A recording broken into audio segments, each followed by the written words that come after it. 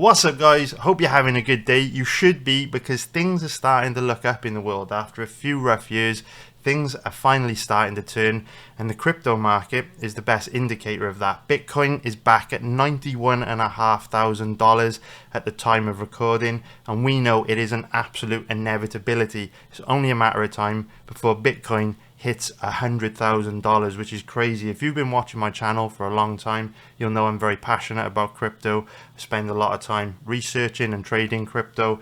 I made videos on crypto in the past, so if you're involved in crypto right now, you're going to be making a hell of a lot of money. If you're not involved in crypto right now, I don't really know what to tell you, because it is dangerous to chase pumps. It is very dangerous to buy into things that have already gone up exponentially. I personally think that the crypto market as a whole has got a very, very long way to go. I think it's going to go up a hell of a lot more than it already has, but you never know, and so it's tricky. But what I would say is, if you have missed this cycle, start learning for the next one, because they come around every 4 years or so, and you can obviously make life-changing gains when it happens. Track me.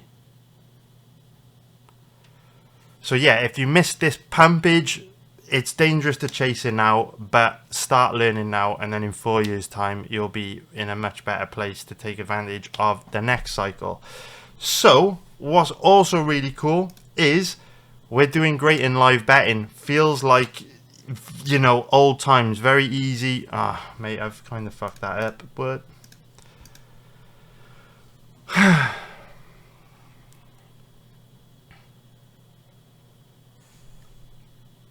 so yeah, if you have missed this pumpage on crypto, start learning for the next 4-year cycle, and then when the next 4-year cycle comes around, you'll be in a much better place to take advantage of it, hopefully make some life-changing gains. Life is also good because we're doing amazing in live betting at the moment. You can see the headline here. We make a profit on approximately 70% of UFC events, and after this little dip at the beginning of this year, we are back to crushing it again. What I'm going to do shortly is play you a clip of a live bet we won last week, because if you watch every UFC event live and you join my live betting group, you're going to be making money watching the majority of UFC events. It's an absolute no-brainer to join. We absolutely crush it. You will love it. I promise you that. So listen to the audio from the live bet we hit last week on Gaston Bolaños, and yeah, get a look and feel for what we do. Check out what we do. You will absolutely love it. If you watch every UFC event live, it is just a no-brainer to be in our group. It's printing money at the end of the day, and over the next year we're going to do phenomenally well. So yeah, if you're not involved in crypto yet, if you didn't get involved for this bull cycle, start learning now, and then in 4 years' time, for the next bull run, you'll be in a much better place to capitalize and hopefully make life-changing gains.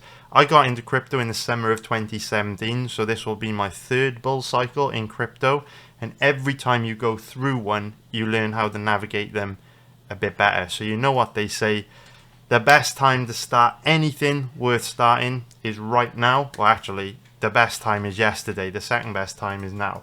Get into it, start learning, because I think when you look in the direction that the world is heading, I think crypto is one of the most powerful, valuable and important assets of our lifetime, and it is very, very important to be involved in it, to learn it, to understand it, so that you don't get left behind.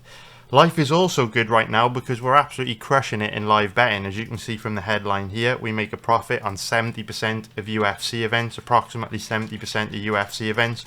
We're doing great, and this is a big cash cow for us. Is what I specialize in. We do great, we earn a lot of money, and we're going to perform incredibly well over the next year, and God knows how long into the future, right? Maybe we won't have to work too much longer than a year. Maybe we'll free ourselves from having to do it with crypto. Who knows what's going to happen? But for now, we're going to perform incredibly well live betting on the UFC. So if you watch every UFC event live, it's an absolute no-brainer to join our live betting group. You will love it, and you will make a profit on the majority of events with us. Yeah, you'll absolutely love it. It's also good times because we've got a great opportunity to make some money this weekend on boxing, not just the UFC.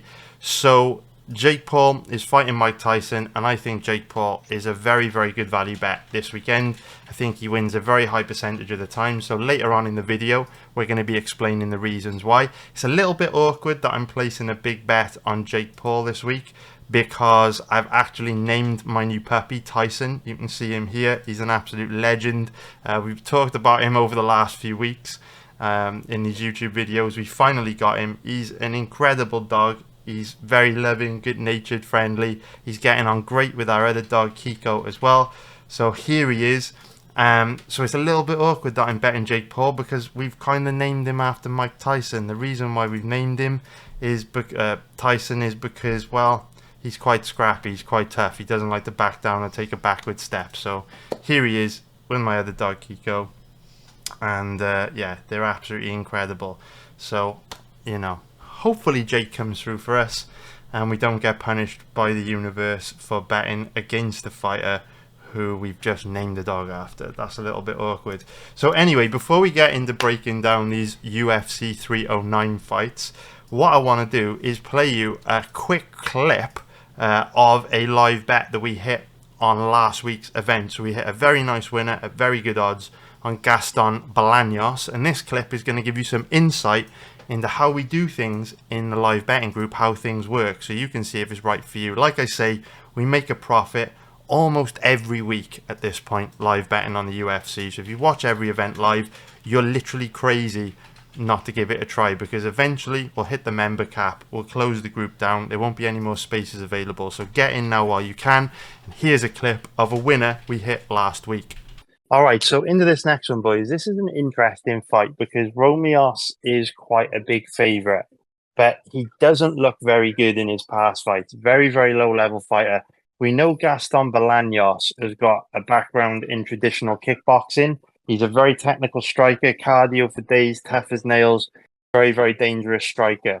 The issue with Bolaños is because he comes from a traditional kickboxing background, his takedown defense is pretty bad and he's pretty weak off his back. And Romios does grapple a lot. However, Romios isn't the best MMA grappler. And so because of that, Bolaños definitely a live underdog here. And this is one of the more interesting fights from a live betting point of view. So hopefully on what is an extremely dead night so far, we can maybe get a competitive fight for the first time tonight. We will see.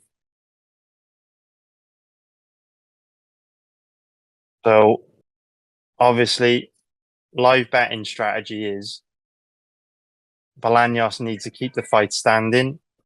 So early on, we'll be paying close attention to how his takedown defense looks, if he's able to work his way back up to his feet quickly after being taken down. Obviously, Romios' debut as well. So he's more likely to slow than Bolaños, who does have good cardio.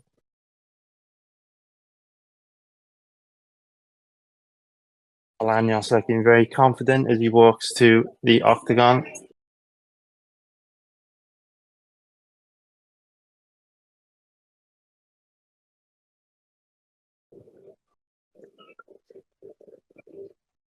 So this is one of the most interesting fights on the card because Bolaños does have good balance and he is athletic.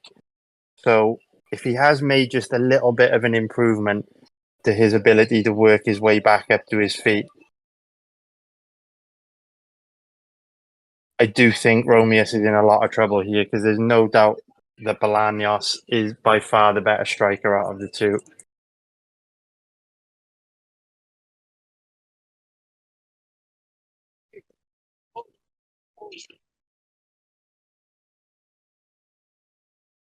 So the good news is because Romios is so outgunned on the feet,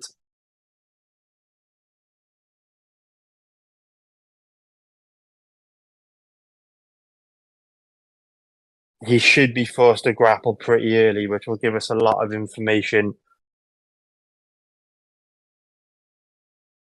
on how likely it is that Bolaños is going to be able to keep this fight standing.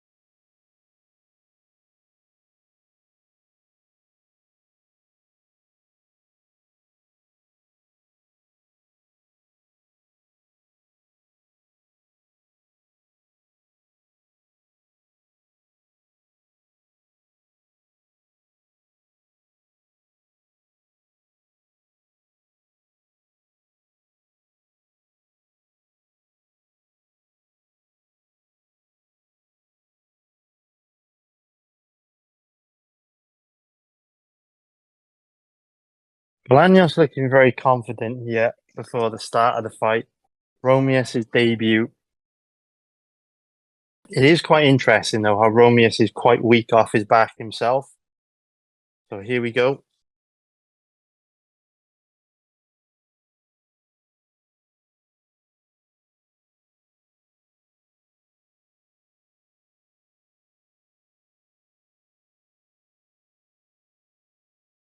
Here we go.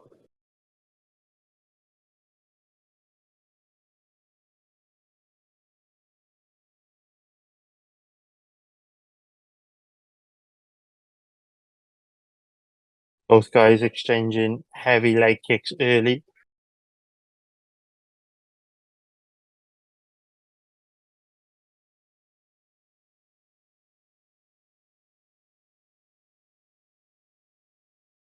Heavy inside leg kicks from Bolaños.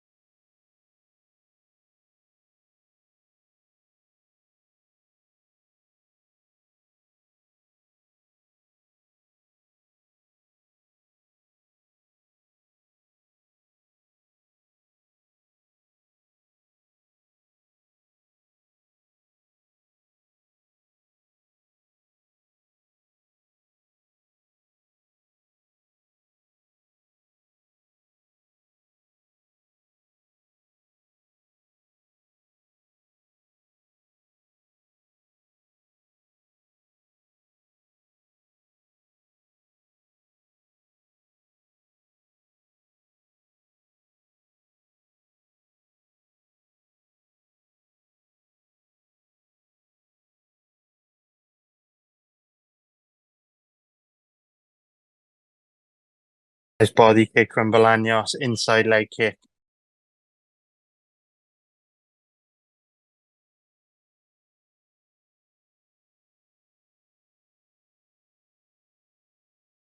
Romeus feinting a takedown attempt there.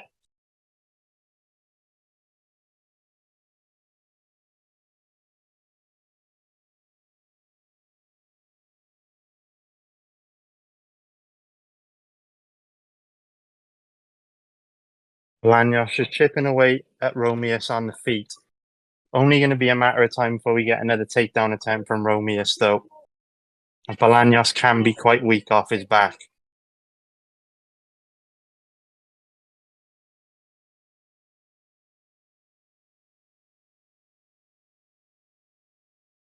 Lanyos' striking looking very sharp here, although he's wide open to that power left hand from Romius.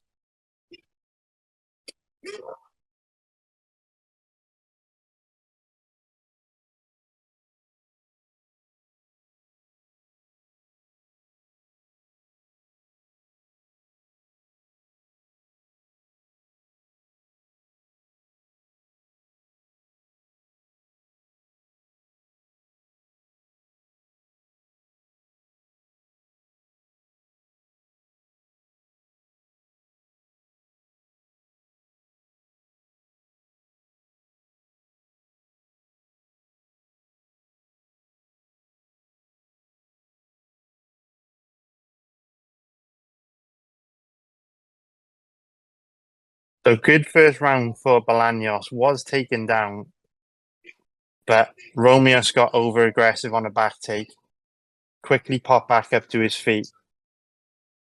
Oh wow, late knockdown from Romius. So a strong end to the round from Romius. It looked to me like Bolaños just lost his foot in there, but it's possible that that will be counted as a knockdown. Have to see a replay of it. There's a bit of a cut above Romius's right eye. So interesting first round. Bolaños did give up a cheap takedown, straight into side control.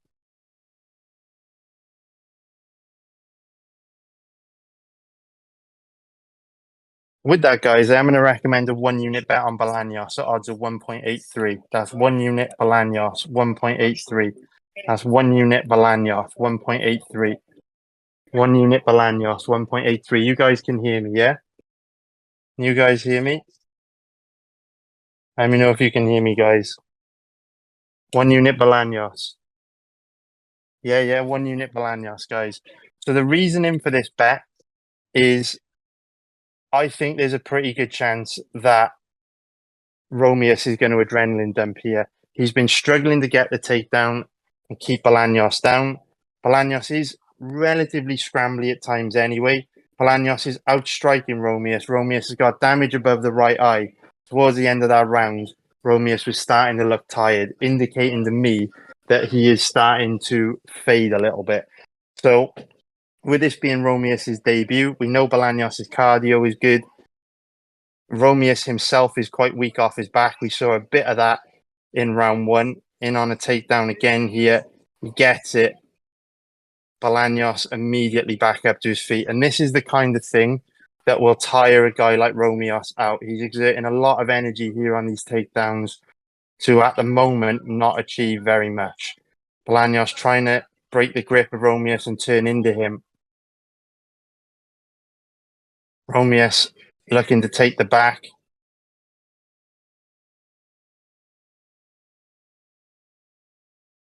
We don't want to see Romius go to the body triangle here. His legs are quite short. There he goes. He goes to the body triangle. Long time left to go in the round, but obviously bad position for Bolaños to find himself in early. Like I say, Bolaños did outstrike Romius in round one, but it was a bad end of the round. I actually think he lost his footing. I don't think it was a knockdown, but the judges might score it as a knockdown. Shame that Bolaños found himself in this position, because to have a feeling Romius would fade very hard in this round based on all the energy he exerted with those takedown attempts. But Romius does have short legs, so it won't be easy for him to keep this body triangle.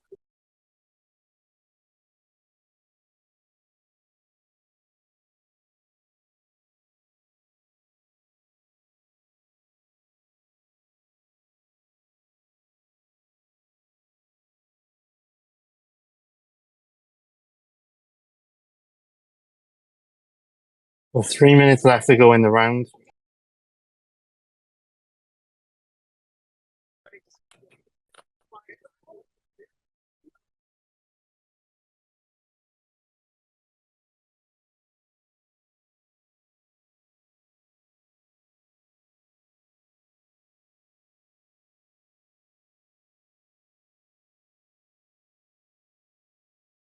So you can see Romeus has opened his body triangle up now.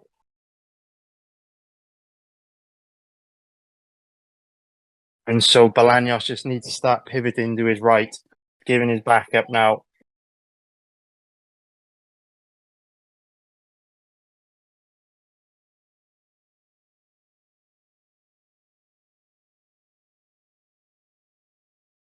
Bolaños just needs to explode to his left. These hooks are very loose. Bolaños just needs to commit. These hooks are super loose.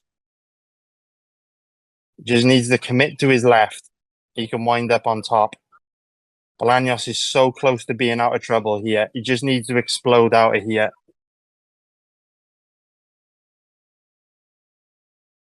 Bolaños is 12-6 elbows, vicious from Bolaños. And Bolaños is back up. Now Romeus will likely be pretty tired after all those takedown attempts and a bit of an adrenaline dump. Here we go. Romeus looking real tired here. 12-6 elbows from Bolaños. This round is still stealable if Bolaños can get big damage off. Going to the knees, the elbows.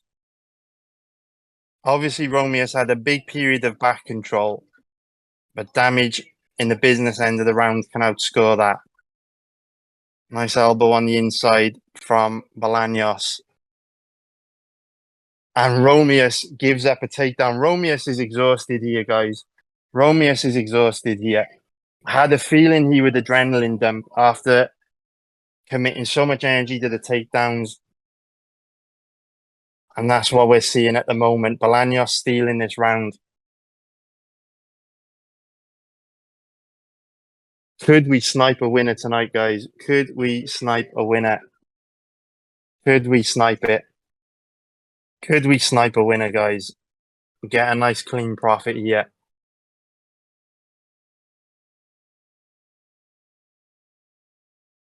It's possible Bolaños is up 2. At worst, it's 1 round apiece.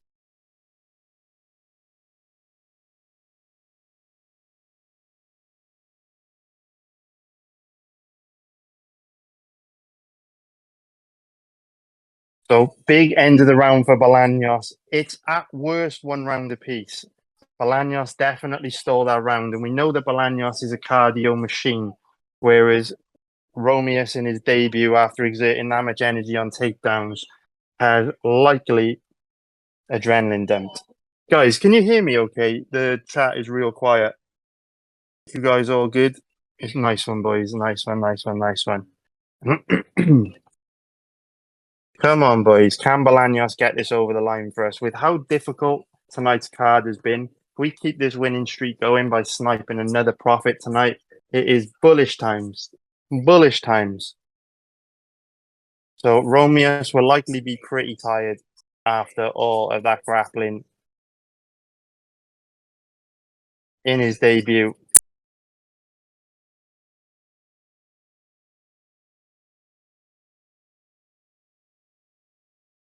Like I say, Romeus did fade in his other fights. So as soon as we saw Bolaños looking scrambly on the ground, Romeus taking those big deep breaths towards the end of round 1, especially when you throw into the mix the fact that he kind of got a late knockdown, which can also lead to an adrenaline dump in a fight. Hopefully Bolaños can get this over the line for us, though. We know he's mean, nasty, aggressive, hits hard, great cardio, but could be 1 apiece.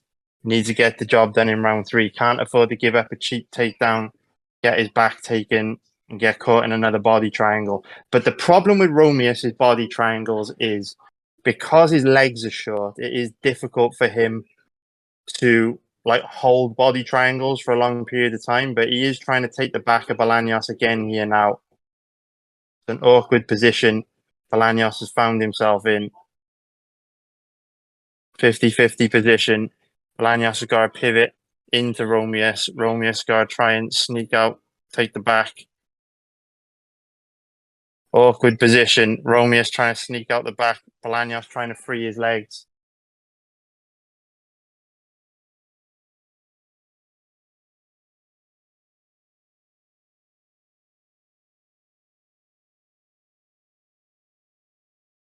Awkward 50-50 position. Bolaños does defend his back, but does also give up a takedown in the middle of the octagon. So Bolaños finds himself in a bad position here.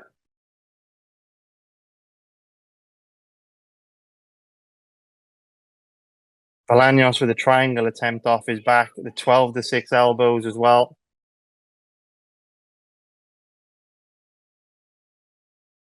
Bolaños needs to use this armbar attempt to try and scramble back up to his feet, though, because again, Romeos likely had the energy for this grappling because he had a minute to recover in between rounds. If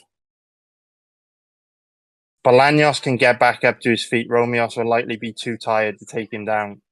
Bolaños just cannot work out of this position.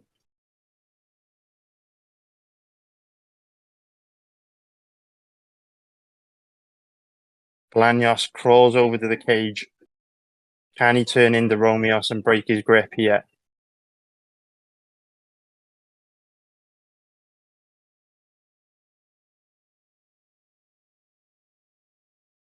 So Bolaños turns into Romeos and gets a takedown. Very, very nice.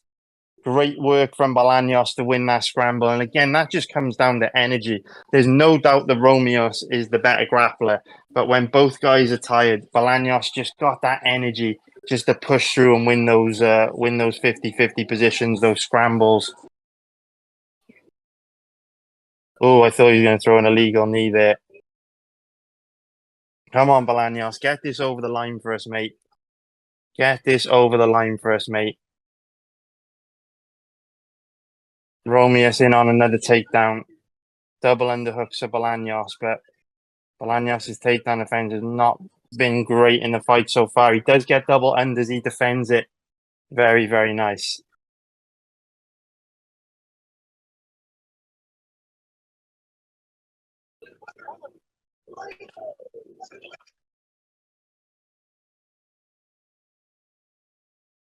Come on, Bolaños. Get this over the line for us, mate. If we could snipe it. Oh, he gets a takedown. Nice work, Bolaños. Boys, if we could snipe a profit tonight on a card as tough as this, to say that we are on a hot streak right now would be an understatement. This would take us to 8-2 on our last 10 bets if Bolaños can get this over the line.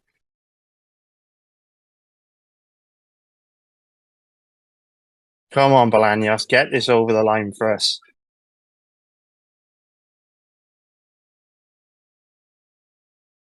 Come on, Bolaños. Come on, boys. Orlando City, get the job done. Oh, yes. You'll love to see it, boys. Can we hit the double kill? It has been a while since we hit the double kill. Can we get the double kill? The UFC and the MLS simultaneously. Oh, no. But Bolaños has given up a cheap takedown with 40 seconds left to go in the third round out of nowhere. But he pushes off. Up, up, up, up, up, up. You know what? I don't think guard will be enough for Romeos to win this round. I think Bolaños will win this round if the fight stays in this position. Could be wrong, but Bolaños has done a decent amount of damage in this round. He's active off his back with the elbows. The Vegas judges are pretty good. And outside of this late takedown, Bolaños has won this round. So I think we're going to be all right here, boys, with this Bolaños bet. Something tells me we're going to be all right as he hammers Romeos with the elbows off his back. This should be 29-28 Bolaños at worst. I don't think that takedown is enough to steal the round for Romeos.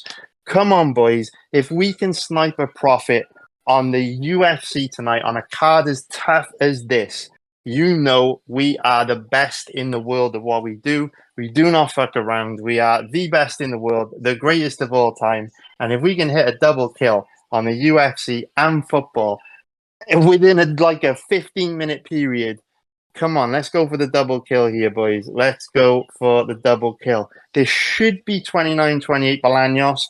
30-27 is possible if you take out the late knockdown, where to me personally it looked like Bolaños lost his footing, but I didn't watch a replay of it because I was too busy focused on the penalty situation with Orlando. And don't forget, boys, we got another MLS game later on. Inter Miami versus Atlanta United should be a great one. Oh, in fact, it's on right now. I need to switch over. I completely forgot that the Miami game had already started. Yeah, the Miami game. Or actually, they do weird shit in the MLS. Like they delay start times and stuff of games so that you can watch them. Like they do mad things. I'm not mad at it. I quite like that.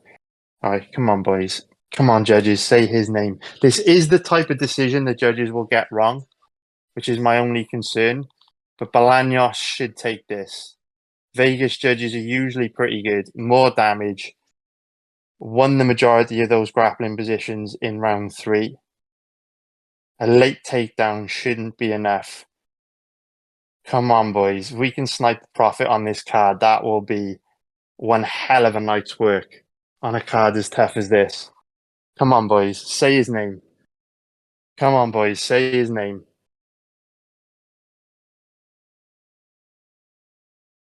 Can't believe we're sweating this one. 30-27. It's got to be Bolaños. Say his name. Come on, boys. Let's go. Yo, guys, who's the best in the world at doing this shit? Who is the best in the world? Isn't it funny how for 10 fucking years we made a profit on 70% of events in UFC live betting? Then for a little while things got weird and we were like, what the fuck is going on here? And then split decision with the fucking genius move helped us fix the problem. And oh, look, suddenly we're back to making a profit on 70% of UFC events again. And you know how you know that times have changed and we are going to make so much money over the next year? When we were experiencing all those latency issues, we had no chance of making a profit on a shitty card like this. We'd have to pass on all the fights and pray we got something decent to bet next week. The game has changed. Now when we get shitty events, we still snipe the one or two the 1 or 2 bets. We still make the little profit here and there to move the change, to keep the account balances and the bankrolls compounding upward. And this is how you turn small amounts of money into big amounts of money. Consecutive winners, high win rates. And boys, I am telling you right now, the next year is going to be phenomenal for us. We're going to do big things on the UFC. As always, we're now back to our 70% win rate. So you can expect to make profits most weeks. And wait until you see what I'm going to do the rest of the season on football too. 2025 is going to be massive for us, boys. We suffered for most of 2024. We suffered bad. Wait until you see what I'm going to do next year. So, boys, sniping a cheeky little profit there. And the good news is, we've still got more fights still to come. So we can add to it on a tough night like this and turn water into wine. And don't forget, for those of you that like a bit of Quake or Unreal Tournament, double kill, boys. Double kill. Double kill. It's been a while since we had a double kill. Double kill. We love it. We love it. All right, boys, we're back. I'm going to take a quick break. I'll be back just in time for the next one. So that's what you can expect if you join our live betting group. Like I say, we make a profit on approximately 70% of UFC events dating back to 2016. We do great. If you watch every UFC event live, you have to give it a try. It is it's incredible, and we're going to do incredible over the next year. We're going to make a lot of money, so don't miss out. The member cap will be reached soon. Then you won't be able to get in. So take advantage of this opportunity while you can. So now let's break down the main event of UFC 309, which is going to be Johnny Bones Jones against Stipe Miocic. The main event that nobody wanted, that nobody asked for, that nobody even cares about, but here we are. We've got to break it down anyway because, well, it's a UFC fight, and who knows, something crazy could happen. Maybe this fight ends up being more competitive than we expected to be, more competitive than the odds suggest. So Jon Jones is obviously a huge favourite. He's around an average of 1.15, which is going to be minus 660, well, technically 667 if you round it up, but 666, 666, that's a little bit ominous, for an implied probability of 87%. If we take a look at the odds on Stipe Miocic, he's around an average of, say, 5.50, which is going to be plus 450 for an implied probability of 18%. So Jon Jones is 37 years old, and that actually kind of surprised me. I've been watching the sport for 20 years now. So when I came to researching this fight this week, like, you know what they say, the older you get, the faster time moves, and I'm going to be 40 years old next week. So when I started researching this fight, I was very shocked to find that Jon Jones is 37. It was kind of similar to when I checked Francis Ngannou's age a few weeks ago, found that he was in his late 30s. Because you see these guys, you know, you watch them coming up, you know, in their early 20s, mid 20s, and you just always kind of look at them as like these young, exciting, you know, fighters. And with, you know, Jon Jones's inactivity, the suspensions, the legal issues, the injuries, the layoffs, in many ways his career is kind of passed him by. And so, you know, for him to, you know, be 37 years old now, I know he's been in the sport for a very long time, but I just didn't think he was that old.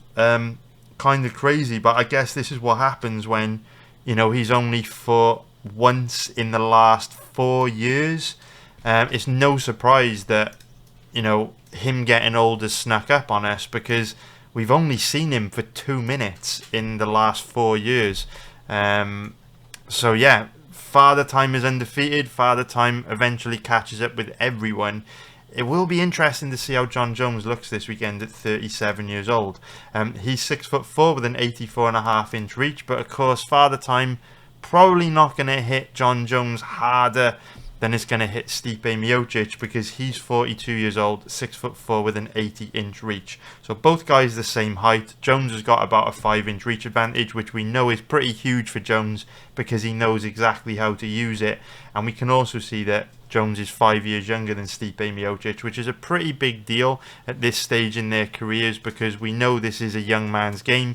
And while Jon Jones isn't a young man, you know, the difference between a 37-year-old fighter and a 42-year-old fighter is quite big in terms of physical decline. So, you know, Jones being the younger guy in this matchup is a pretty big deal. On top of that, Stipe hasn't fought for about 3 years. So, you know, at this stage in a fighter's career, they do decline very rapidly. And so, you know, like Jones should be declining as well, I just feel that a 42-year-old Stipe is going to be declining at a much faster rate. So, in terms of how these two match up from a stylistic point of view, this is a very difficult fight for Stipe Miocic, fundamentally because Stipe built a career off being tougher, having great cardio, and just being able to outwork his opponents. So Stipe was never, you know, the most skilled striker or the most dangerous striker, right? Stipe isn't particularly technical. He doesn't particularly have, you know, big power or knockout power. If we take a look at his record, you know, he frequently went deep in fights against a good level of opponent. You know, he's got the odd quick win here and there, but for the most part, Miocic was one of these guys that looked to drag guys into deep water and kind of outwork them and out-hustle them, because he was very tough, he was very durable, and he had a great gas tank. But he never really had too much power. And like I say, wasn't the most technical striker. He wasn't the best grappler either, you know, from a technical point of view. You know, it wasn't like he was a very skilled wrestler or anything like that. But, you know, he could grapple hard for 5 rounds, which is something a lot of guys in the heavyweight division couldn't do, because we know heavyweights typically, you know, don't have the best cardio and slow down, you know, much quicker than guys in other divisions, lighter weight classes, just because they're bigger, heavier men. So Stipe built a career of fighting at a high pace, being very tough and durable, and just outworking guys both standing up and on the ground. And that's what makes this a very difficult stylistic matchup for him, because Jones is also very tough and very durable, to the extent that he's never been knocked out. In fact, he's never been finished. He's never even technically been beaten, right? If we, you know, we take the disqualification loss away from him. So yeah, Jones is very tough, very durable, has also got great cardio. We've never seen Jon Jones gas in a fight, and we've seen him in some wars. We've seen him, you know, in some fights where he was pushed to his absolute limits, like the first Alexander Gustafsson fight. We don't obviously know what Jon Jones's cardio is going to be like in the heavyweight division, because the Cyril Gane fight only lasted 2 minutes. It's possible that after all the cocaine, the drugs, the partying, the alcohol, the layoffs, the injuries, the suspensions, the move up a weight class, the being older now. It's possible that all this could have taken its toll on Jones, and his cardio could look a lot worse than it's been throughout his career.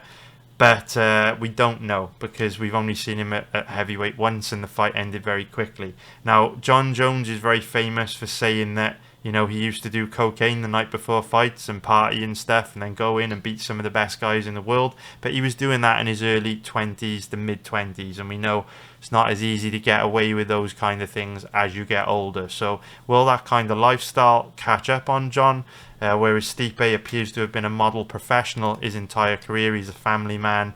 Probably hasn't put his body through as much as Jon has in terms of substance abuse. So will it finally catch up with Jon this weekend? Who knows? It's certainly a risk factor to consider, but we obviously haven't had any indication that Jon isn't going to be capable of performing close to the level that we've seen him perform at throughout his whole career. So in terms of how these two match up stylistically, again, it's a very difficult fight for Stipe, because on the feet, he doesn't really have much power in his hands. He's more of a volume striker. He's older now, so we know his reflexes should be starting to go, should be a bit easier to hit, should be a little bit slower. And we know Jon is very good at using his length to take control of the centre of the octagon, or using his distance management, I should say, to take control of the centre of the octagon and use his length to just chip away at his opponents with those range-finding kicks. Jon's boxing's not the best. He is predominantly a kicker, but it's very difficult to get inside and land on Jon, because he's very good at reading you.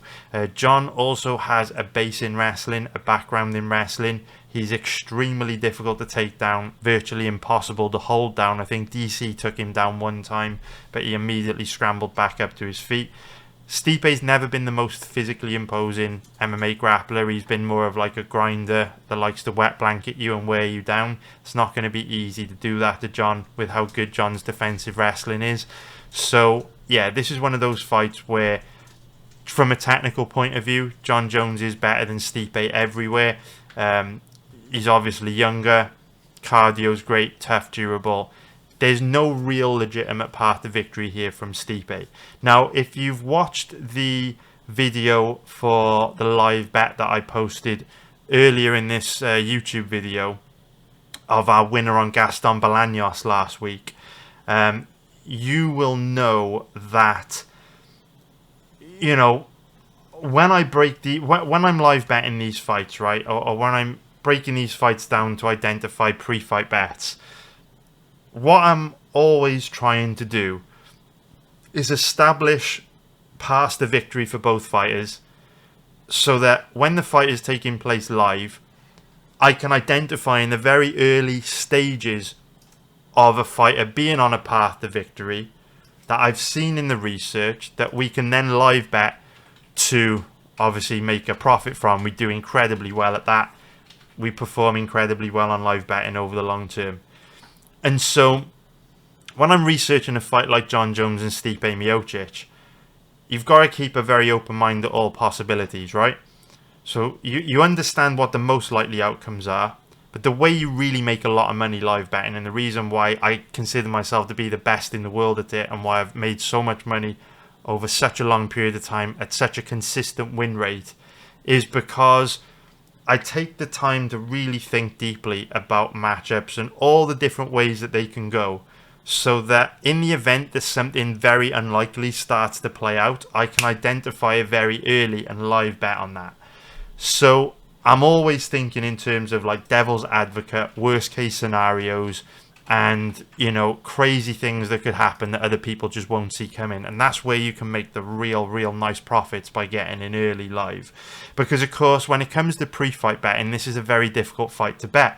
The odds are so steep on Jon that it just isn't worth betting him. There's just very little upside in betting a guy like Jon Jones in this fight. But at the same time, because Stipe doesn't really have any realistic path to victory, if you roll the dice and place a bet on Stipe, you're probably just going to set fire to your money. So live betting a fight like this is great. 9 times out of 10, you're not going to be able to live bet a fight like this because Jon Jones is just going to be able to go out and dominate and win the fight easily. But that 1 in 10 time that something crazy happens, we're always ready for it. We're always prepared for it. And we capitalize as best we can a good percentage of the time. So if you're asking me right now, how does Stipe win this fight, or what scenario could play out which would see Stipe winning this fight? What I would say is Jon Jones's biggest weakness throughout his entire career has been himself. It's been his ego. It has been his tendency to make fights closer than they need to be because he wants to prove a point. And we have seen so many fights throughout Jon Jones's career where he has fought with a very specific strategy to prove a point, and this has resulted in the fight being way closer than it needed to be. So Jon Jones would famously only strike against strikers. So we know Jon's a very good MMA grappler, but if Jon was facing a very good striker, he would intentionally not grapple because he would want to prove that he could outstrike the striker. And then if Jon were to fight a wrestler or a grappler, I'm not saying Jon would ever grapple hard because he didn't, but he would grapple more than usual to prove the point that he could beat that guy in grappling if he wanted to. Famously, in the first Daniel Cormier fight, you know, DC had never been taken down, but Jon wanted to prove the point that he could take DC down because in the build-up to the fight, Jon Jones said, you know, I'm a better wrestler than you, I can take you down. So Jon Jones is his own worst enemy. His ego gets the better of him, and as a result, he does have a tendency to play with his food. If we look through his record, I personally believe that the Dominic Reyes fight was one of the biggest robberies of the year back in 2020. I think it was a disgraceful decision. I think Dominic Reyes won the fight pretty clear 3 rounds to 2. And the reason why Jon Jones ended up getting involved in such a close fight against Reyes is because he, in his post-fight interview, he was still talking about how he controlled the center of the octagon, he was the aggressor and all this kind of stuff, when we know for a fact none of this stuff even means that much under the new scoring criteria. You know, fights should be scored on damage primarily and effective striking or effective grappling primarily. So Jon in this Dominic Reyes fight just took control of the center of the octagon, held the center of the octagon against Dominic Reyes, and thought that was enough for him to be winning the fight, even though Reyes outstruck him from the outside. If we look at the media scores on this fight, you can see that the majority of MMA media scored the fight for Dominic Reyes, and I did as well. I felt Dominic Reyes won the fight pretty clear, and it was a very, very bad decision. So that was one example where, you know, Jon had a tendency to play with his food, fuck about. As you can see, he only just scraped through a split decision win against Thiago Santos as well. A split decision against Thiago Santos. Thiago Santos used to fight at middleweight, and Jon Jones is just scraping past him via split decision. Another example of Jon playing with his food. This was another one of those fights where Jon just kind of chipped away at Santos on the feet. Didn't do a particularly good job of putting his stamp on rounds, fucked around a lot, and ultimately made the fight much closer than it needed to be. We know how good Jon Jones is. We know how durable he is. We know how good his cardio is. He should be dominating guys like Dominic Reyes and Thiago Santos. Yet, again, he made the fight very, very close. And we also kind of saw the same thing back in 2016 against Ovin St. Preux. In terms of the scoring, it wasn't a close fight. Jon Jones did win in terms of, you know, scores very comfortably. But Ovin St. Preux is a very, very low-level light heavyweight. This was another one of those fights where Jon should have been able to win very, very comfortably, but it was reasonably competitive, really reasonably close, which was absolutely crazy when you look back. So my kind of devil's advocate case for Stipe Miocic winning this is if Jon isn't taking Stipe that seriously and he wants to come in and kind of prove a point, he lets his ego get the better of him and he fucks around, doesn't put his stamp on rounds like he failed to against Reyes, and also Thiago Santos, makes this fight closer than it needed to be, and maybe Stipe could nick like a very close decision. Jon's got away with it twice now. He's got very lucky in the Thiago Santos and Dominic Reyes fights, where the judges have scored 2 very close fights in his favour. You can see only a few people scored the fight for Santos, but it was very, very close. Will Jon's luck run out eventually, and could it potentially run out against Stipe? I don't know, but that would be my devil's advocate play on one scenario in which Stipe could win.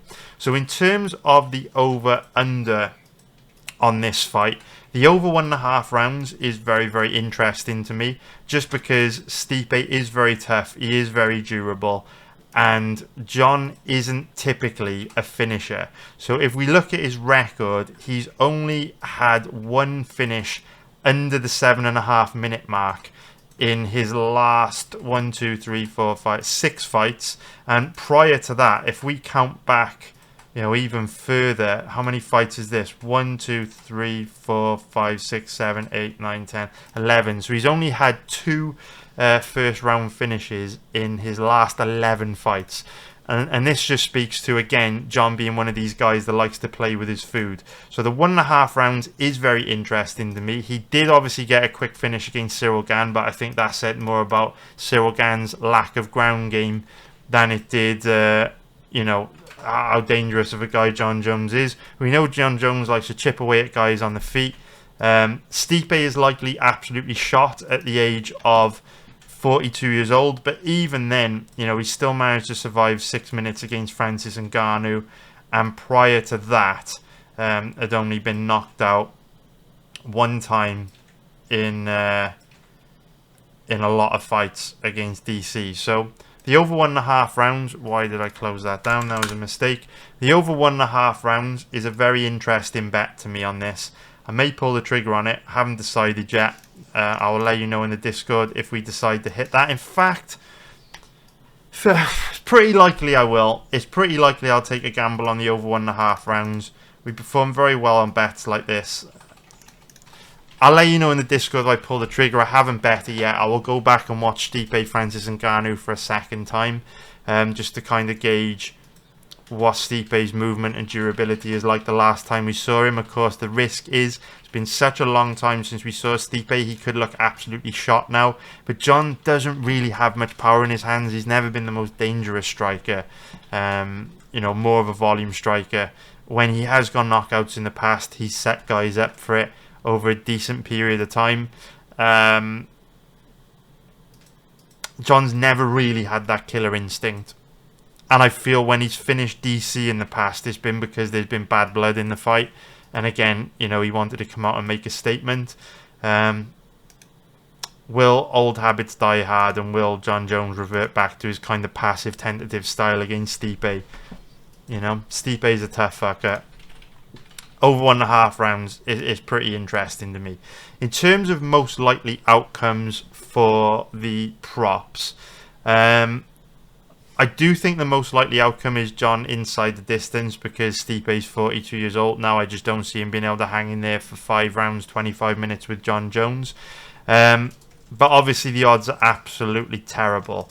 So if you do want to bet a prop on this fight to make watching it more interesting, I think Jon by decision gives you a much better risk to reward ratio at 5.0 plus 400. I wouldn't bet it personally, but I mean, those odds are a hell of a lot more enticing for a highly specific outcome than Jon to win inside the distance.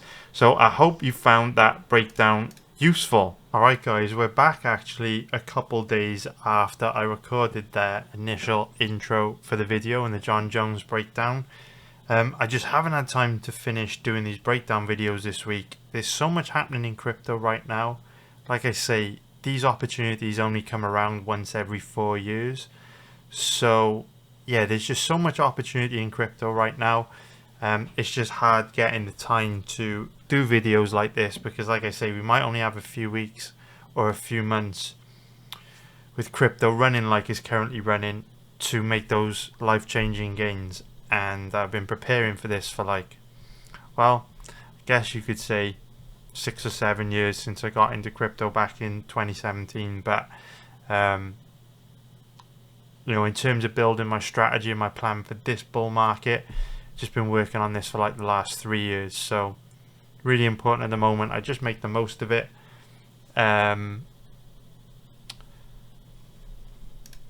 Hopefully build a lot of wealth in the next few weeks or months. So let's now break down the co-main event between Charles Oliveira and Michael Chandler. So if we start off by taking a look at the odds on this one, we can see that Charles Oliveira is the favourite at average odds of about 1.38, which is going to be minus 263 for an implied probability of 72%. If we take a look at the odds on his opponent Chandler, he's around an average of 3.05, which is going to be plus 205 for an implied probability of 33%. So this is one of those fights where when I first saw the odds, I felt the odds were very wide. I felt that this should be much closer to a coin flip, because from my perspective, both these guys are wild, reckless, glass cannon type fighters who are also both very dangerous. And I felt this was very much a fight where neither guy would have that much of an advantage, and it could go either way. Especially because when you look at their first fight, it was total chaos, and Chandler came very close to beating Charles Oliveira before Oliveira made a bit of a comeback to get the job done in round 2. But after researching this fight, I do kind of understand why Oliveira is a pretty big favourite in this fight, because it is a good stylistic matchup for him. Having said that, I certainly wouldn't bet him as a big favourite, because like I've said, both these guys are very dangerous. Neither likes to take a backward step. This fight's very likely to end quickly and violently, and Chandler's a dangerous guy that has that kill or be killed style. But from a technical point of view, there's a lot to like about Charles Oliveira in this fight. The first being that he has better cardio. Chandler's one of these guys that does slow down a lot as fights wear on. Oliveira also slows as fights wear on, but Chandler slows more. So with this being a 5-round fight, you know, I don't expect this fight to last very long. I expect it to end early, but if it were to go deep, that does favour Charles Oliveira. Now, Oliveira is 35 years old, 5'10" with a 74-inch reach. Chandler's 38 years old, 5'8" with a 71.5-inch reach. So we can see Chandler a little bit shorter than Oliveira, who's longer and taller, slight reach advantage. But we know that Chandler's got that small, muscular, compact frame and that explosive, true legit one-shot knockout power. It is worth noting, however, that both these guys have got a lot of miles on the clock. Chandler's got over 30 pro fights and Oliveira's got over 40 pro fights. They've both been in a lot of wars. They've both taken a lot of damage. Having said that, Chandler is 38 years old, which is very old for a lightweight. Oliveira is a bit younger, 35. In fact, he's only just turned 35 as well. So, you know, father time can creep up on you very quickly when you're 38 years old. And Chandler hasn't fought for 2 years. So Chandler's likely to have declined a lot since the last time we saw him against Dustin Poirier. And he didn't exactly look great back when we last saw him against Poirier. So in terms of how these two match up from a stylistic point of view, on the feet, Chandler is wild and reckless. Oliveira doesn't like to take a backward step, and he does like to exchange, but he's far better defensively than Chandler is. Chandler is just a wild guy, has a kill or be killed style. He's a sitting duck to the knockout, but obviously he's also very dangerous because he commits everything that he's got to trying to take his opponent's head off. So this is one of those fights where on the feet, Oliveira throws a more diverse range of strikes. He's better defensively. He's more technical. Chandler's very bad defensively, wild, reckless, wide open on the feet. But when you're as wild and reckless and dangerous as Chandler, only takes one shot to land, and he obviously came close to finishing Oliveira in their first fight, although I do expect him to have potentially declined quite a lot since we last saw him 2 years ago. So on the feet, Oliveira's got a big advantage. On the ground, Oliveira's also got a pretty big advantage. Chandler's got an NCAA Division 1 level wrestling background, but Chandler's one of these guys that does slow down quite quickly if he wrestles, which is why most of his fights he prefers to stand and bang. Oliveira is very nasty from guard, an absolute nightmare on the ground, to the extent that even in the third round, against Arman Tsarukyan. He was able to put Tsarukyan in some really bad positions, and Tsarukyan is a far better MMA grappler than Michael Chandler. So if Oliveira can remain dangerous on the ground against Tsarukyan deep into the fight, he's capable of doing the same to Chandler. So I give Oliveira the advantage standing up and on the ground. Oliveira should win this, but both guys are, very dangerous. So you'd be crazy to bet Oliveira as a big favourite. If you really want to bet this fight, you've got to go doggo past Chandler. But I don't love it. Because Oliveira is better than him everywhere. In terms of the over-under, the main over-under is set in the over or under 1.5 rounds odds range. I would personally lean more towards the under 1.5 rounds. Like I say, both guys are wild, reckless, bad defensively. They both have a kill or be killed style. 7.5 minutes isn't long in the octagon, but in this type of fight, I do think it ends pretty quickly. In terms of the most likely outcome, I think most likely outcome is Oliveira by knockout or TKO. The odds aren't great though. Oliveira inside the distance, absolutely terrible. In the event that Oliveira were able to catch Chandler in a submission. So yeah, the props not too great on that. What's fight ends in round 2? Let's take a look. Fight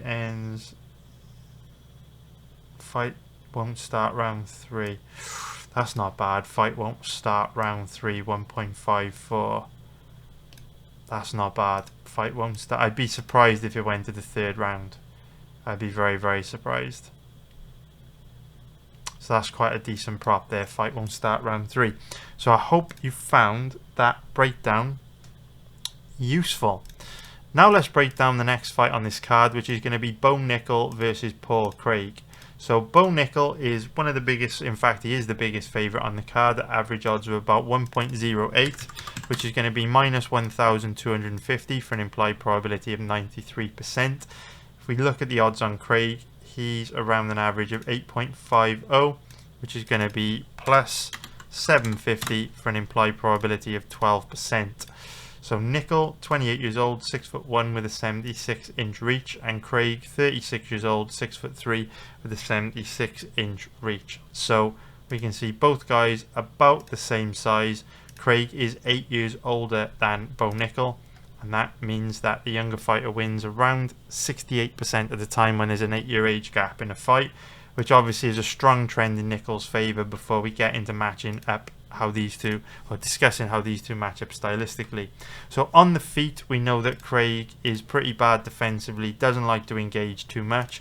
Nickal's look confident on the feet, a little bit reckless to be fair in his fight against Val Woodburn, but does hit hard and appears to be the more technical striker than Craig, although haven't seen too much of Nickal striking. Craig's not that dangerous on the feet, and if Nickal were to get into trouble at any point in this fight on the feet, you'd assume he would just be able to take Craig down to alleviate that pressure. So on the ground, we know Craig does have a dangerous submission game. He's very tricky off his back. He's very crafty. He is one of these guys that is a very low level on the ground, and his takedown defense is very bad. So most likely outcome here is Nickal just takes Craig down, mauls him on the ground.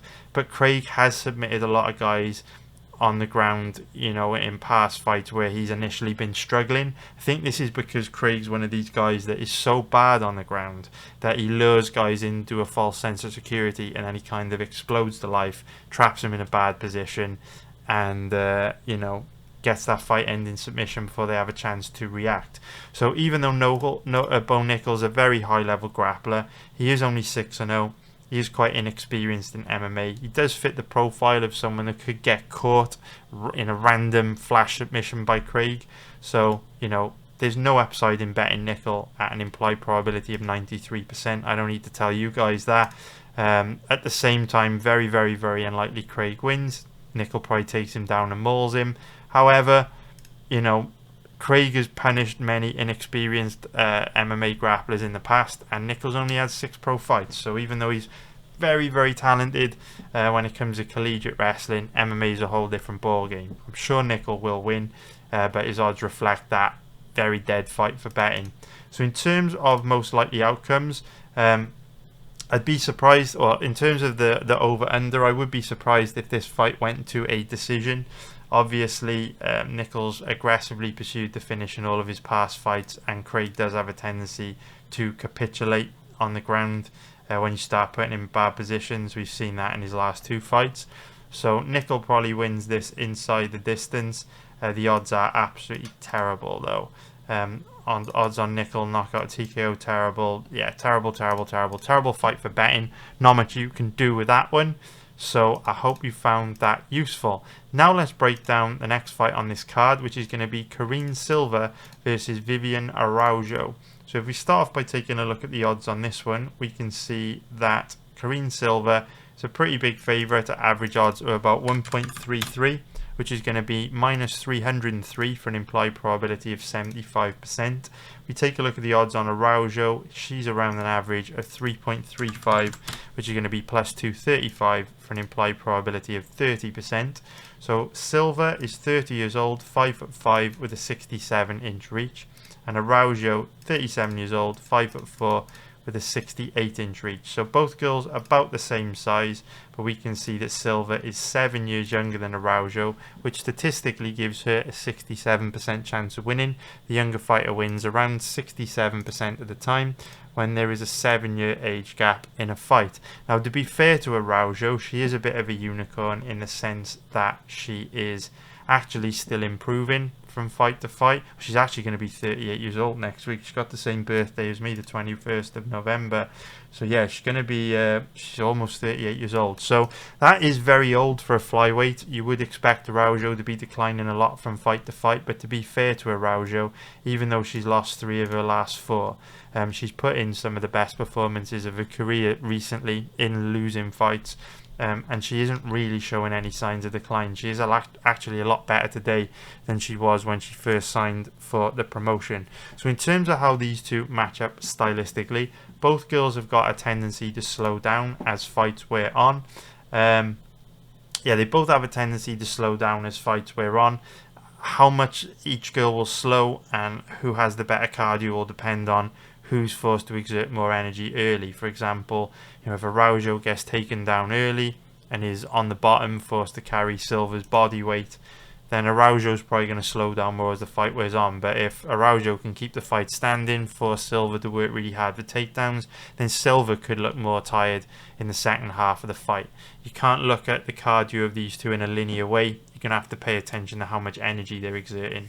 So if this fight stays standing, Araujo does have a big advantage on the feet. She moves well, she hits hard, she's reasonably technical. Silva's quite a basic low-level striker. She's primarily a grappler, so her striking is very limited. But if this fight does go to the ground, she will have an advantage on the ground, because what we've seen from Araujo is that when you do take her down, she can be a bit weak off her back. Not crazy weak, but certainly a bit weak. Silva has got very heavy top game, good grappling control, decent offensive wrestling, and she should be able to get Araujo down and rack up a lot of top control just by kind of holding Araujo down and controlling her. That is most likely outcome. I do feel the odds are a bit wide on this fight. I don't feel Silva should be this big of a favourite. Do think Araujo is capable of maybe winning some scrambles on the ground, hitting some reversals, and Silva's actually weak off her back herself. She's one of these grapplers that is very good offensively but very weak defensively. So if you can put Silva on her back, she's quite easy to hold down and control. But if she gets on top of you, she's very, very heavy from top position. So this is one of those fights I do think Araujo's being a bit disrespected in the odds here. At the same time, I do favour Silva. Silva very likely wins. With her wrestling, she's very likely to take Araujo down, rack up a good amount of control time. Yes, I certainly wouldn't be betting Silva at these odds. So if you really want to bet this fight, it is dog or pass. Very little upside in betting Silva is such a big favourite. But it's very dangerous to bet on Araujo too, because essentially you're betting on a 38-year-old against a young, hungry, up-and-coming bull who's 30 years old. And you're also betting on a fighter in Araujo who has a pretty big weakness in her takedown offense and ground game that Silva's very well positioned to exploit. But I do think Araujo can make this interesting. I do think she can make Silva struggle to get takedowns. I think she can win some positions on the ground as well. And we've already spoken about how Araujo has a decent advantage when it comes to striking. So now let's break down, or actually no, let's first of all get into, before we move on to the next one, sorry, I was just taking a look at some crypto charts to my right. Let's consider the over-under. So very likely this fight goes to a decision. If you take a look at Silva's record, even though she has a lot of wins inside the distance, I think this is just due to the fact she's been facing a really low level of opponent. As soon as she faced the step up in competition against Ariane Lipski, we saw her go to a decision. If we look at Araujo's record, she is an absolute decisionator with her last 1, 2, 3, 4, 5, 6, 7, 8, 9, 10 fights going to a decision. Styles make fights, and this one is also very, very likely to go to a decision. In terms of most likely outcomes, the only one I would consider would be Silva by decision, but the odds are absolutely terrible, so you probably want to give that a miss. Now let's break down the next fight on this card, which is going to be Maurizio Refy versus James Lontop. So if we start off by taking a look at the odds on this one, we can see that Refy is a massive favourite at average odds of about 1.11, which are going to be minus 909 for an implied probability of 90%. We take a look at the odds on Refy, Lontop, he's around an average of 6.50, which is going to be plus 550 for an implied probability of 15%. So Refy is 28 years old, 5'11" with a 75-inch reach. Lontop, 25 years old, 6 foot tall with a 73-inch reach. So both guys roughly the same age, roughly the same size, nothing too major going on there. In terms of the other X factors on this one,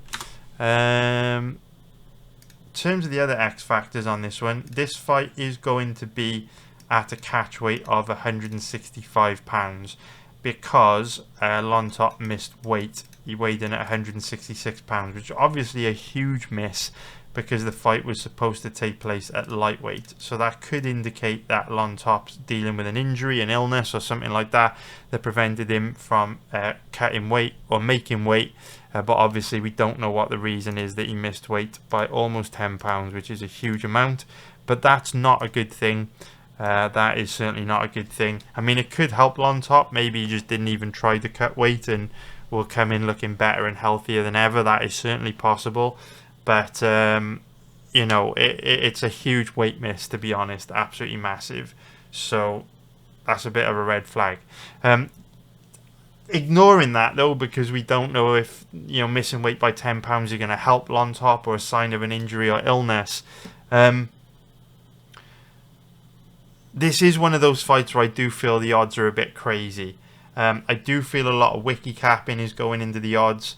I also feel that the fact that Refy fights at Fight Nerds, which is a very popular gym, we saw what Carlos Prates did to Neil Magny last week. I feel that these odds are very wide and they should be closer. I still favour Refy, but I think the fact that Refy is a 1.11 minus 900 favourite for an implied probability of 90% is kind of crazy. Because what these odds are saying is that Refy has virtually no way to lose. And that just isn't the case here at all. Not even close. Lontop is tough, he's durable, he's got good cardio, he fights at a high pace, high volume striker. He's an absolute dog. We saw that in his last fight against Vyacheslav Borshev. And, you know, he's capable of turning this into a dogfight, dragging Refy into deep waters and making this one very interesting. So I wouldn't expect there to be any grappling in this fight. Both these guys are primarily strikers. They both like to stand and bang. Neither guy barely ever tries to take the other down. We don't know a lot about Refy's takedown offense and ground game. There's not a lot of footage on it, although I can't imagine it will matter because Lontop is unlikely to try and take him down. We do know that Lontop's takedown offense and ground game is not great, but again, probably won't matter because Refy is a pure striker who's unlikely to try and take him down.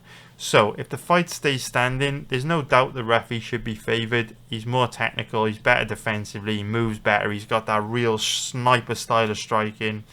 Very high level, very technical striker. Lontop, more of a blue collar, industrious, gritty, grindy, volume striker that likes to get in your face, rough you up. But what is interesting about Refy is that if you go back and watch his last, or not his last fight, his fight on the Contender Series against Magomed Daliev, in the second half of the fight, Refy's striking defense wasn't the best. He did start to get picked off and outstruck a little. And so, yeah, it's just one of those interesting fights where I think Long Top could potentially make this very interesting if he can drag Refy into a war. Refy strikes me as one of these guys that is very good at being the hammer, but maybe not so good at being the nail, because in his Contender Series fight, when he was dictating the pace, his striking looked great, very technical. You know, he was just chipping away at his opponent, a nice, slow, comfortable pace. But as soon as his opponent started to get in his face and force him to exchange, he did start to look a little sloppy and uncomfortable under the pressure his opponent was putting on him. He was still able to get the job done, but Long Top is an absolute dog that can drag him into deep water, turn this into a war, and make it an interesting fight. So these odds are definitely wide. There's no upside in betting Refy at an implied probability of 90%. You guys already know, if you want to bet this fight, you've got to take the underdog in Long Top, and he is a very live underdog, to be fair. In terms of the over-under on this one, I like over 1.5 rounds a lot. We saw how tough and durable Long Top was in his last fight against Vyacheslav Borshev, where he took big damage, and 3 of his last 4 fights have gone deep. Refy, you know, he's a dangerous striker, there's no doubt about that, but against a decent level of opponent, against Raymond Magomedaliev, yeah, the fight easily sailed past the 1.5 minute mark. So I think this one will too. Quite like over 1.5 rounds. We will lock that in as a bet. In terms of most likely outcomes for the props, Refy by decision, I think, is most likely outcome. The odds aren't great. So yeah, hope you found that useful. So now let's break down what is going to be my second biggest bet of the year. My biggest bet of the year was on Donald Trump to win the election. He came through for me big, so I'm rolling over my profits from the Trump bet, putting on Mr. Jake Paul to get the job done this weekend. For me, this bet is very simple. It's all about playing strong trends at very generous odds. So if we bring up the odds for this fight, obviously on the Discord we locked in the bet several days ago now, actually. If we bring it up,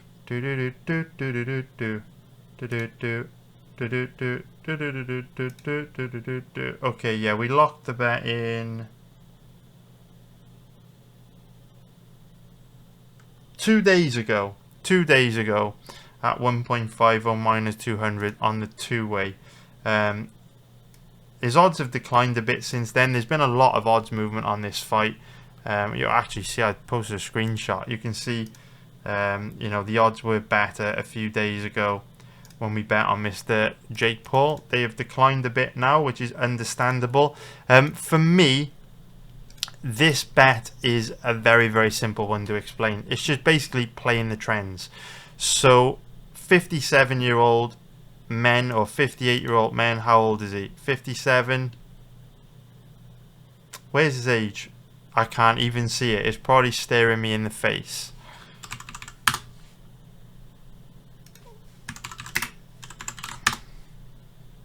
So Mike Tyson's 58 years old. 58-year-old fighters shouldn't be fighting. They're not going to be able to take a shot. They're not going to move well. Their reflexes are going to be shot. They are going to be slow. They're going to be fragile. And any time I have ever seen a fighter in boxing or Bellator over the age of 45 compete, they've looked totally shot.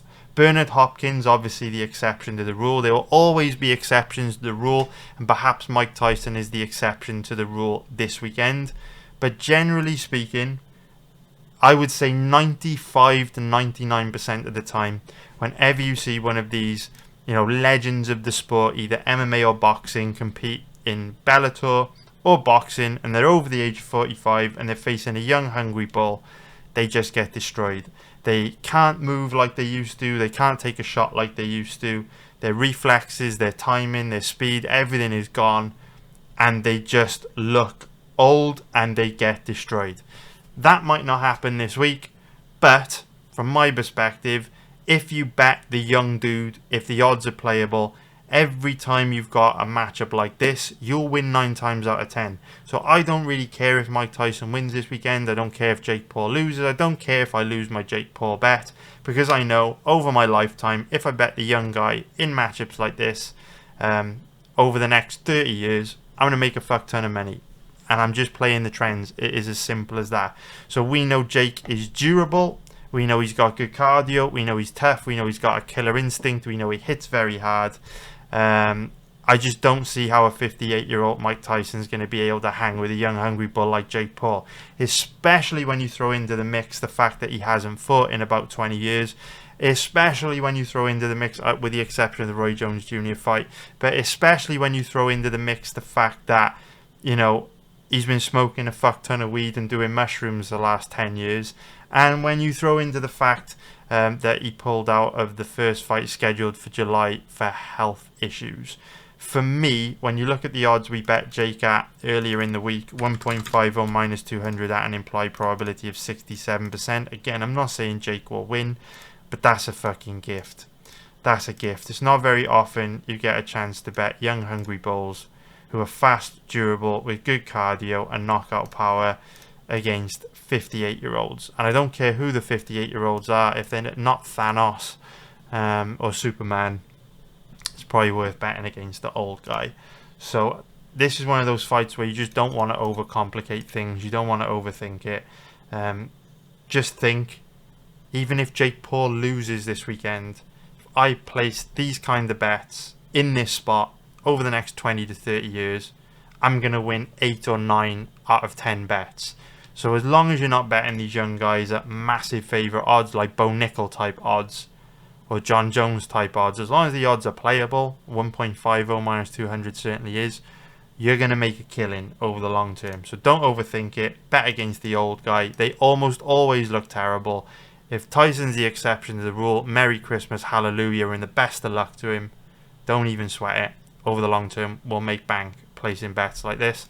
That's why Jake Paul's my second biggest bet of the year after Donald Trump, because I put faith in America to use common sense and vote for the guy that can make the world a better place, the guy that can make America great again. The United States came through for us. Donald Trump came through for us. Hopefully Jake Paul can come through for us too. And if he can, it'll be shaping up to be a pretty good month across football, UFC live betting, and pre-fight bets on everything that we do. So let's get some fucking money again this weekend, boys. We're going to do extremely well once again on everything that we do. And if you are a member of my community, slide on into the Discord and hang out with us, because there's going to be a bunch of us. How many people we got online at the moment? How do I check? How do I check? I don't even know how to check. I thought I could check how many people are online. Bunch of people are online. Come join us. Come chat. All right. But be in the boxing chat, because a lot of people talking the general and shit. We're going to be in the boxing chat. So come join us. So anyway, hope you all found that useful. Thank you very much for watching. Take care, everybody. Sorry for the late uploads, but you know, crypto's doing big things, and we have a very small window of time to make life-changing money, and I do not want to miss a fucking second, because I've been waiting for this for 4 years, and once these next weeks or months are done, we'll have to wait another 4 years. So you got to capitalize, strike while the iron is hot, and make the most of this opportunity while it's here, because it won't be here for long. So thank you very much for watching. Take care. I love you all. I'll see you in the next one. Cheers.